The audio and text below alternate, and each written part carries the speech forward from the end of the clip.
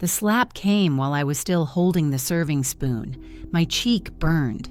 The kitchen went silent except for the sound of Christina's breathing. Sharp, angry, like I'd done something unforgivable. "This food is disgusting," she said. My son David sat at the head of the table. He didn't move, didn't speak, just stared at his plate like the pattern on the china was the most interesting thing in the world. That wasn't even the worst part. If you're listening right now, help me prove my granddaughter wrong. She said I cannot reach 1,000 subscribers with these stories, but I believe stories like this deserve to be heard throughout the whole world. Help me show her that these stories matter. Please like and subscribe to my channel, and let's keep breathing life into stories that were never meant to stay silent. Turn on the notification bell so that you'll be in touch with all of my new stories. Now, let's continue to the story. The worst part was that I'd spent 4 hours making that meal. Pot roast. The way my son had loved it since he was 8 years old. Carrots and potatoes tender enough to cut with a fork. Gravy from scratch because Christina once mentioned, just once 6 months ago, that she didn't like the store-bought kind. I'd even made rolls. Fresh rolls. My hands aren't what they used to be, and kneading dough makes my knuckles ache for days. But I did it anyway, because that's what you do when your son brings his wife to live in your house. You try. Christina pushed her plate away. "I can't eat this." I stood there, still holding the spoon. My cheek throbbed where her hand had landed. The shock of it hadn't quite settled into anything real yet. "I'm sorry," I said. My voice came out quiet, smaller than I meant it to. "Sorry doesn't fix dinner." David cleared his throat.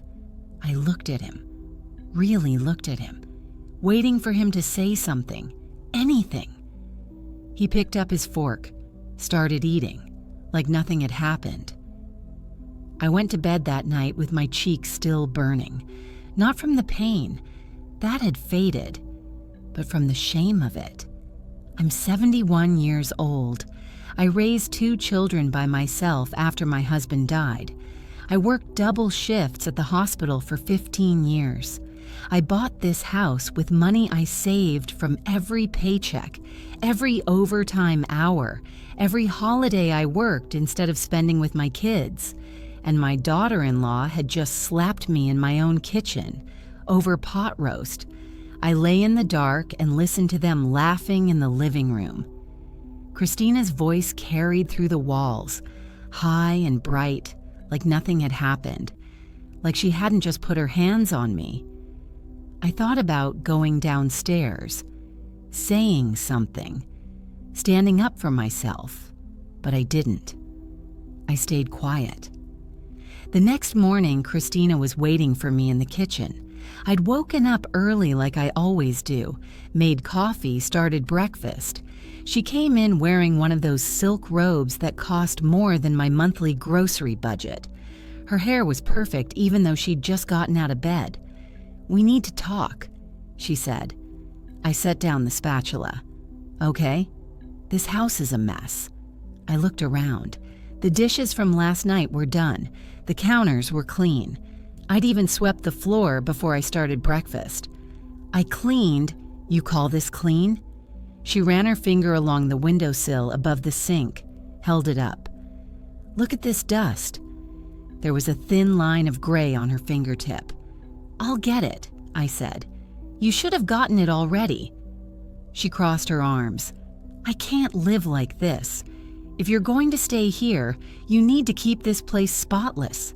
I have standards." Stay here, in my own house. But I didn't say that. I just nodded. What I didn't know then, what I wouldn't understand until later, was that she'd already started planning. The slapping became regular after that. Not every day, but often enough that I started flinching when she walked past me. She'd find reasons. The coffee was too weak. I'd left a dish in the sink. I'd made too much noise coming down the stairs in the morning. Once she slapped me because I'd folded the towels wrong. "Can't you do anything, right?" she said. David was there for that one too, standing in the hallway. He looked at the floor. "Christina, maybe," he started. "Maybe what?" Her voice could cut glass when she wanted it to. "Your mother needs to learn. Someone has to teach her." He went back to their bedroom, left me standing there with my hand on my cheek and tears I wouldn't let fall. 3 months in, she made me sleep in the garage. It started with an argument about the living room. I'd been watching the evening news, something I'd done every night for 20 years. Christina wanted to watch some reality show. "Can I just finish this segment?" I asked. "It's almost—" "No." She grabbed the remote. "Change the channel. I'm sick of your boring old people shows." "Christina, this is my house." The words came out before I could stop them. She went very still, turned to look at me. "What did you say?" My heart was pounding. "I just meant, I've been watching the news at this time for years, and you think this is your house?" She laughed, not a nice laugh. "You think because you're David's mother, you get—" That night, I lay on the cot in the garage and thought about what Christina was really after. She wanted my house. She'd been softening David up for months, making him feel like this place was theirs, not mine, getting him used to making decisions about my property, treating me like a guest who'd overstayed her welcome. And now she wanted the paperwork. Once she had that, once she saw that the house was only in my name, what then? Would she pressure David to make me sign it over? Would she find some way to claim I wasn't capable of managing my own property? Would she push me out entirely? I thought about the slaps, the garage, the way David looked at the floor instead of at me, and I realized something. She already thought she'd won. Monday morning, we went to the bank, all 3 of us. Christina dressed like she was going to a business meeting, blazer, heels, hair in a tight bun. She carried a leather folder ready to take notes. We sat in a small room while the bank employee brought my box. I opened it slowly, took out the deed. Christina reached for it immediately. "Let me see." I held it back. "I'll show you in a minute." I looked at the document like I was reading it for the first time, but I knew every word, had read it 100 times over the years. The house, 2247 Maple Street, was in my name alone. Margaret Ann Foster. Not David's name, not Christina's name, just mine. I'd bought it in 1985 with money from my own savings and a small life insurance policy after my husband died. I'd made every mortgage payment myself. I'd paid it off in 2003. The house was mine, completely, legally, undeniably. I slid the deed across the table to Christina. She picked it up, started reading. I watched her face change, confusion first, then understanding, then something that looked like panic. "This is just in your name," she said. "Yes. But David lives here. You've been living here together." "In my house," I said quietly, "that David lives in with me." "But you're married," she said to David. "Don't you have any legal claim?" David picked up the deed, read it. "No, it's Mom's house. It was before we got married." Christina's face was red now. "This is ridiculous. You've been living here for 30 years. 28, I corrected. "And yes, in my house." She stood up. The chair scraped against the floor. "This isn't fair. We've been taking care of this place, maintaining it." "You've been living here rent-free," I said, "in my house that I paid for." "David," she turned to him, "say something." He looked between us, looked at the deed again. "It's Mom's house," he said. His voice was quiet, uncertain. For the first time since Christina had entered our lives, he'd said something that took my side, but that wasn't the end. Christina's rage in the car was something I hadn't seen before. "This is insane," she kept saying. You can't do this to us." "Do what?" I asked. "Own my own property? You've been making us think. You let us believe." "I never said the house was yours. You let us make plans." "What plans?" She went quiet, stared out the window. David drove in silence.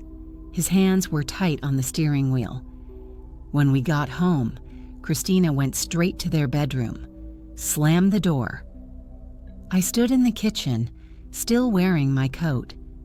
David sat down at the table, put his head in his hands. "I didn't know," he said. "You never asked. Christina thought, we both thought, that you could take my house." I said it gently, not angry, just tired. "We weren't trying to take it. We live here. It feels like ours, too." "But it's not." He looked up at me. "So what now? You're going to kick us out?" I thought about the slaps, the garage, 6 weeks of sleeping on a cot. I thought about my son, who'd chosen his wife over his mother every single time it mattered. "I don't know yet," I said. That evening, Christina tried a different approach. She came out of the bedroom with red eyes, sat down next to David on the couch. "Margaret," she said. My name sounded wrong in her mouth. She never used it. "I'm sorry, I was just shocked earlier. I didn't mean to react that way." I didn't respond. "It's just, we've put so much into this place. David's been fixing things, maintaining the yard. I've been cleaning, organizing. It felt like we were building a life here." "You were," I said. "In my house." "Right. Your house. I understand that now." She reached for David's hand. "We respect that, we do. But surely, you're getting older. Have you thought about what happens to the house after I die?" That's what she couldn't quite say. "It's in my will," I said. "And it goes to David?" She leaned forward, eager now. "That's private." "But he's your son. Surely it would go to him." I looked at David. He was staring at his hands again, not meeting my eyes. "We'll see," I said.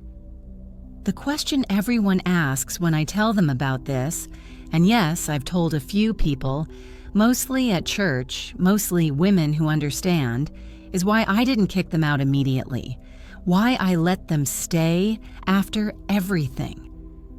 The truth is complicated. David was my son. He was weak, yes. He'd failed me in ways that still hurt to think about, but he was mine. And somewhere under all of Christina's influence, under all his cowardice, I believed there was still a part of the boy who used to help me make breakfast on Sundays, who used to bring me dandelions from the yard like they were roses. That boy was still in there. Maybe. But then Christina made her biggest mistake. 2 days after the bank visit, I came home from the grocery store to find her in my bedroom, the one place that had stayed mine even when everything else had been invaded. She was going through my dresser. "What are you doing?" I set the grocery bags down. She jumped, closed the drawer quickly. "Nothing, just I was looking for something." "In my room? I thought you might have some old photos. I wanted to make an album for David." The lie was so obvious it was almost funny. "Get out," I said. "Excuse me?" "Get out of my room." She walked past me, stopped in the doorway. "You can't talk to me like that." "In my house, I can." Her face changed. That sweetness dropped away completely. "You're going to regret this," she said. You're going to regret treating us this way. We'll see who really has power here." She left. I waited until I heard her footsteps on the stairs. Then I checked my dresser. The bottom drawer was open, the one where I kept old letters, photos, some jewelry, and in the very back, under everything else, my will. I kept a copy at home, not the original, that was with my lawyer, but a copy I could reference. It was disturbed, moved from where I'd left it. She'd found it, and now she knew. What the will said was simple.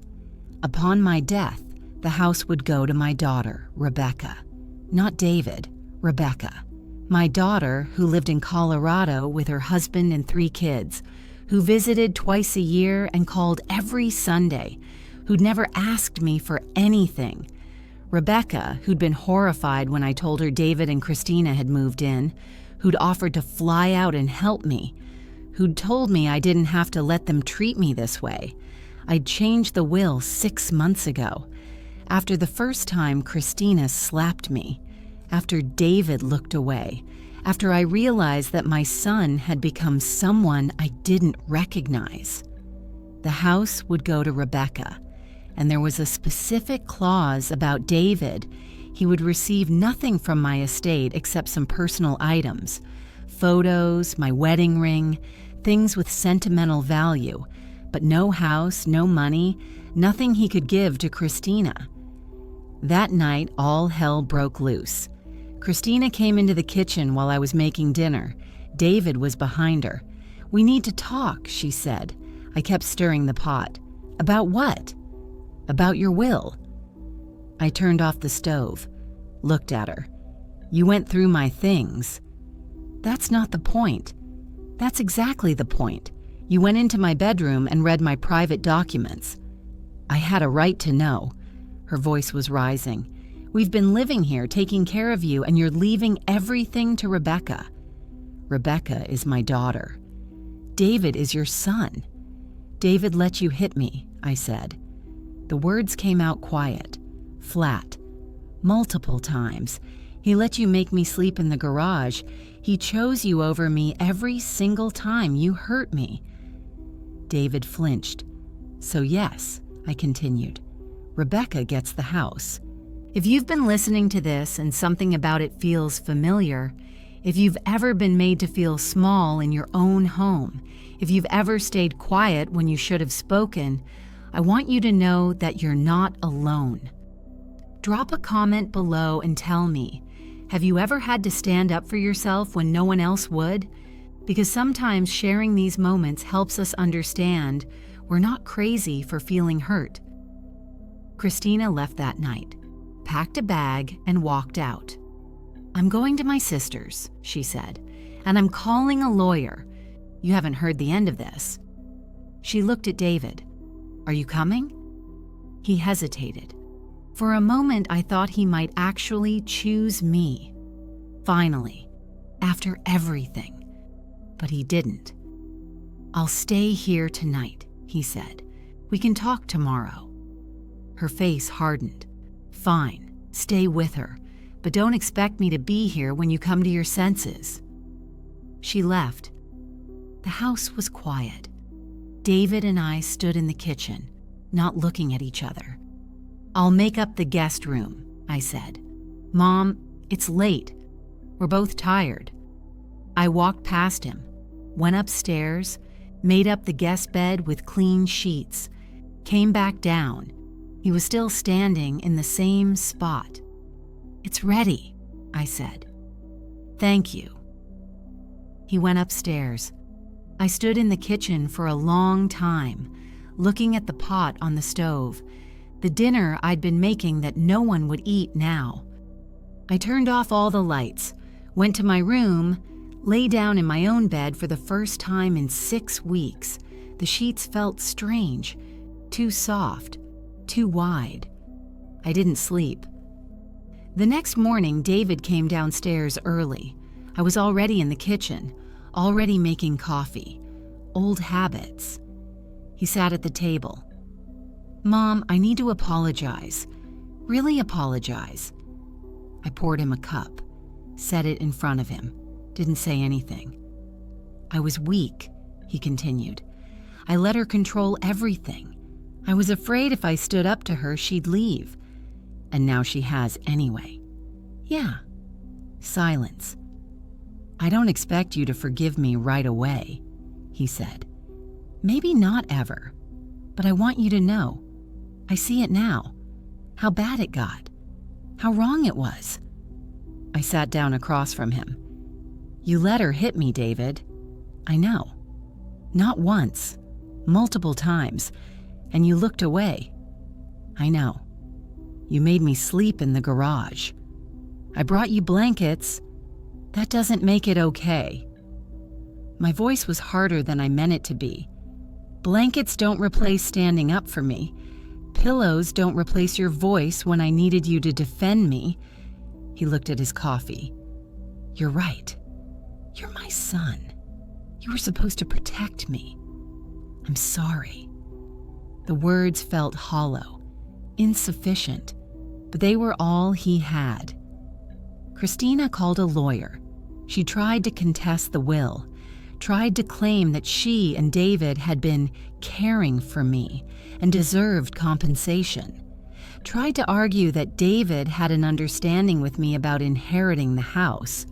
The lawyer, my lawyer, the one who'd helped me write the will, shut it down in one letter. The house was mine, bought before David's marriage, never jointly owned, never promised to anyone, and the will was clear, witnessed, notarized, legal. There was nothing to contest.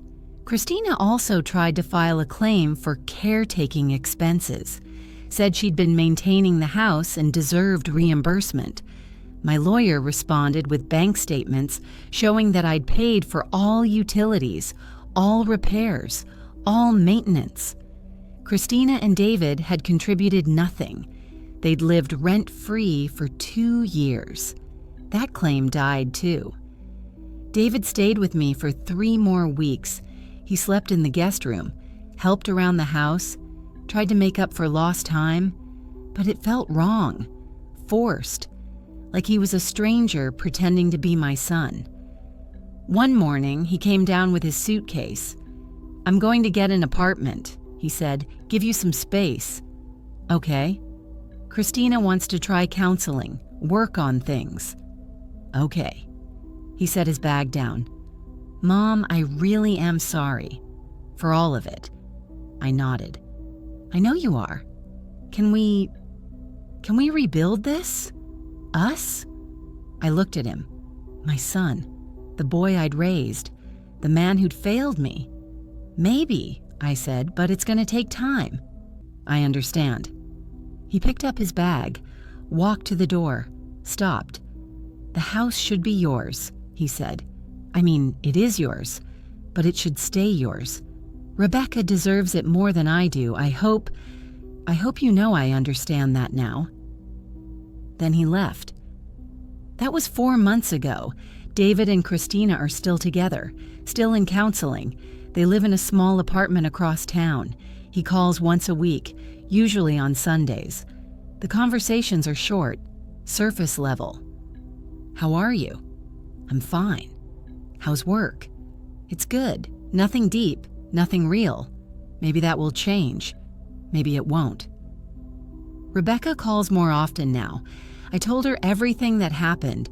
She wanted to fly out immediately, stay with me, make sure I was okay. I told her I was fine. And the strange thing is, I am. The house is quiet now. Just me and my routines. Coffee in the morning, news at night. No one to tell me I'm doing things wrong. No one to find fault with my cleaning. No one to raise their hand to me.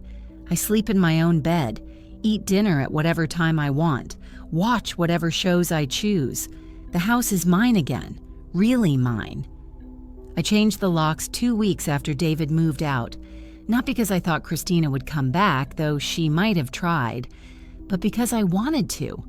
I wanted to stand in my house with new keys in my hand and know that no one was coming in unless I let them. I've started gardening again. something I'd stopped doing when Christina and David moved in because she complained about the dirt I tracked inside. My tomatoes are doing well this year. I joined a group at church, widows and widowers who meet on Thursday nights. We play cards and drink tea and talk about things that matter. Some of them have stories like mine, sons and daughters who forgot where they came from, who started treating their parents like burdens instead of people. We don't give each other advice. We just listen. And that's enough. The thing about being hit, really hit, by someone who's supposed to love you is that it changes something inside you. Not in a big dramatic way, just you become smaller, quieter. You start apologizing for things that aren't your fault. You start believing maybe you do deserve it. Maybe the dinner really was bad. Maybe the house really was dirty. Maybe you really are too much trouble. It took me a long time to unlearn that, to remember that I didn't deserve any of it. Not the slaps, not the garage, not the way my son looked at the floor instead of at me. None of it. Last week, I did something I'd been thinking about for months. I drove to the bank and updated my will again. Rebecca still gets the house. That part didn't change. But I added something, a letter to David, to be given to him after I'm gone. I don't know what he'll do with it, if he'll read it or throw it away, if it'll mean anything to him or just cause more pain, but I needed to write it.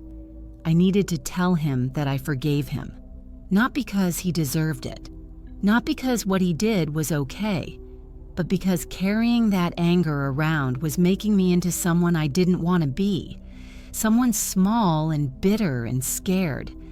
And I'd spent 6 weeks sleeping in a garage because of other people's choices. I wasn't going to spend the rest of my life imprisoned by them too. So I forgave him. In that letter that he'll never see until I'm gone, I told him I forgave him for being weak, for choosing Christina over me, for looking at the floor. I told him I forgave him even though he didn't ask for it. Even though forgiveness doesn't erase what happened, it just means I'm not carrying it anymore.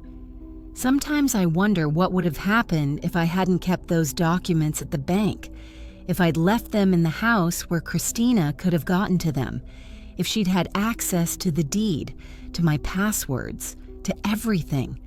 Would she have forged my signature? Tried to transfer the property?